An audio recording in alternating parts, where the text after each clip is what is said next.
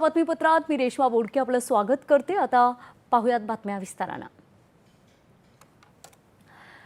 सध्याच्या काळात 5 राज्यांमध्ये झालेल्या निवडणुकांमधले निकाल देशाच्या राजकीय परिस्थितीसाठी अत्यंत महत्त्वाचे असून ते भारतातल्या प्रत्येक घटकाची भावना दर्शवत असल्याचं प्रतिपादन पंतप्रधान नरेंद्र मोदी यांनी केलं आहे।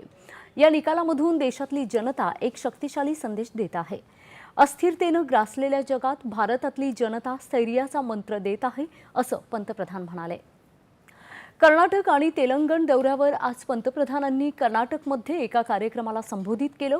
त्यावेळी त्यांनी देशातल्या जनतेचा कल अधोरेखित केला। भारत की जनता कह रही है कि हमें स्पीड चाहिए,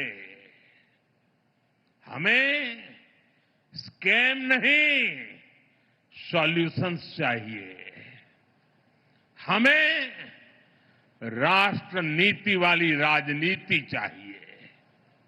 साथियों, आज पूरा का पूरा देश भाजपा की राष्ट्र नीति के साथ कदम से कदम मिलाकर चल रहा है। आज आंध्रा में एनडीए सरकार है।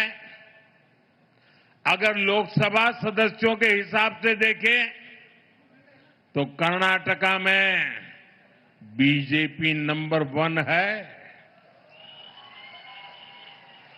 तेलंगाना में बीजेपी नंबर 2 है, पुडुचेरी में बीजेपी एनडीए की लगातार दूसरी बार सरकार बन रही है।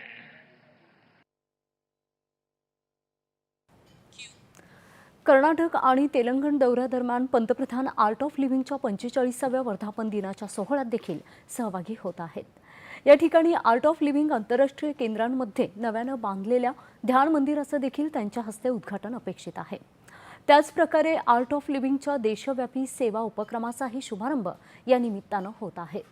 या कार्यक्रमानंतर पंतप्रधान हैदराबादला रवाना होतील आणि दुपारी 3 वाजता 9400 कोटी रुपयांच्या विविध विकास प्रकल्पांची पायाभरणी, उद्घाटन आणि लोकार्पण करणार आहेत। यामध्ये हैदराबाद पणजी आर्थिक मार्गिकेवर राष्ट्रीय महामार्ग क्रमांक 167चं चौपदरीकरण, जहिराबाद औद्योगिक क्षेत्राची पायाभरणी आणि वारंगल इथल्या पीएम मित्र पार्कच्या उद्घाटनाचा समावेश आहे।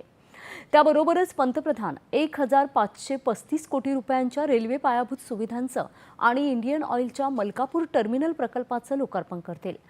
देशाच्या आरोग्य पायाभूत सुविधांमधला एक महत्त्वाचा टप्पा म्हणून पंतप्रधान हैदराबादमधल्या सिंधू रुग्णालयाचं लोकार्पण करतील। विशेषत्वानं कर्करोगावरील उपचारांच्या सुविधा असणारं अत्याधुनिक multi super speciality quaternary care देणारं असं हे ना नफा तत्वावरील रुग्णालय आहे।